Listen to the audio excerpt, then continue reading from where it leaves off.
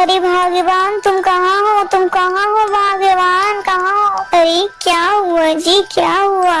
आप इतना हाफ क्यों रहे हैं? बताइए क्या बात है? अरे भगवान, आज राजा की पुत्री का विवाह है और जिसका विवाह उसके साथ होने जा रहा है उसका नाम राकेश है। जल्दी चलो भगवान, हमें जाना है। उन दोनों पति पत्नी की बात है, जब भोला की कानों में पड़ती है तब उसे होश आ जाता है। अरे भगवान, देखो तो इसे होश आ गया है। हमारी मेहनत रंग ले आई है। तुम कौन हो? तुम कौन हो पुत्र? फिर भोला अपनी सारी कहानी उन दोनों पति पत्नी को सुनाने लगता है। अरे इसका मतलब कि तुम्हारे भाई ने धन के लालच में आकर तुम्हें मारने की कोशिश की। अरे भगवान, तुम सुन रही हो ना? मैं अपने पूरे जीवन यही खोजता रहा कि काश मेरा भी कोई भाई होता। अरे भगवान, अगर भाई ऐसे होते हैं कि थोड़े पैसे के लालच में अपने भाई को भी मार दें तो भगवान, अच्छा है कि मैं बिना भाई का हूँ और भगवान मुझे भाई भी नहीं चाहिए।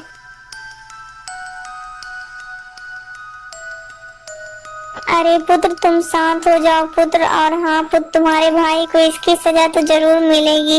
और हाँ, तुम्हारी विवाह तो मेरी पुत्री के साथ ही होगी। और हाँ पुत्र, आधे राज्य का राजा तुम ही बनोगे। सिपाही, इस दुष्ट को लेकर जाओ और फांसी पर चढ़ा दो। अरे नहीं भाई, मुझे ऐसा नहीं करना चाहिए था। मैं धन के लालच में आकर तुम्हें मारने की गलती कर बैठा भाई।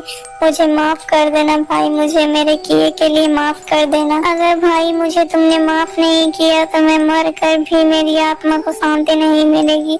चलो सैनिकों, अब मुझे अपने साथ लेकर चलो। अब मैं तुम्हारे साथ जाने के लिए तैयार हूँ।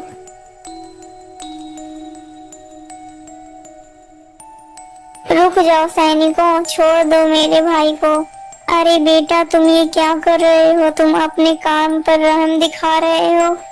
महाराज, मैं मानता हूँ कि मेरे भाई ने जो भी किया है गलत किया है, लेकिन उससे अपनी गलती का पछतावा हो गया है महाराज।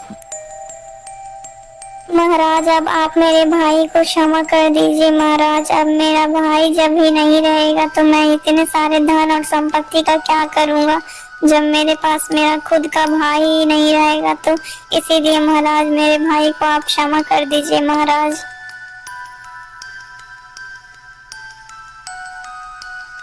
अरे पुत्र, तुम महान हो। पुत्र, तुम महान हो। तुम्हें यदि मेरे पूरे राज्य का राजा बना दिया जाए तो बहुत ही अच्छा है। यदि तुम्हें पूरे संसार का भी राजा बना दिया जाए तो भी कम है पुत्र। पुत्र, तुम्हारे जैसा बेटा तो मैं खोजता हूँ। इसलिए पुत्र, मैं तुम्हें आज ही अपना पूरा राज्य सौंपता हूँ और अपनी पुत्री का विवाह भी तुम्हारे साथ ही करवा देता हूँ पुत्र। और इतना कहकर महाराज ने भोला का विवाह अपनी पुत्री के साथ करवा दिया और उसे राज्य का राजा बना दिया।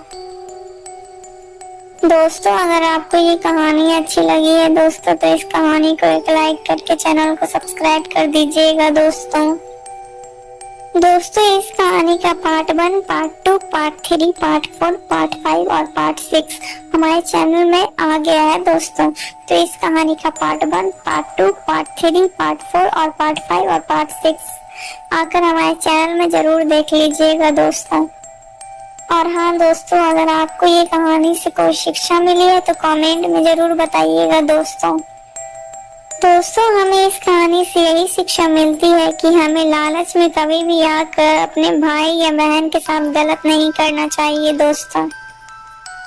जैसे कि इस कहानी में आपको बताया गया है, राकेश कितना निर्दयी हो गया था। पैसों की लालच में आकर वो अंधा हो गया था। उसने अपने ही भाई को जान से मारने की कोशिश कर दी दोस्तों।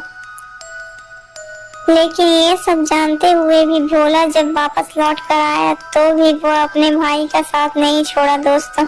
और फिर बाद में राकेश को भी अपने किए का पछतावा हो गया दोस्तों।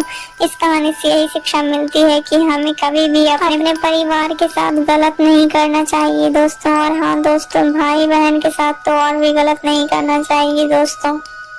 आपको अगर ये कहानी अच्छी लगी है तो हमारे चैनल में ऐसी और भी कहानियां हैं दोस्तों, तो आकर जरूर देखिएगा दोस्तों। और हाँ दोस्तों, हमारे चैनल के साथ जुड़े रहिएगा ताकि आपको आगे वाली कहानी भी आपको जल्दी मिल सके।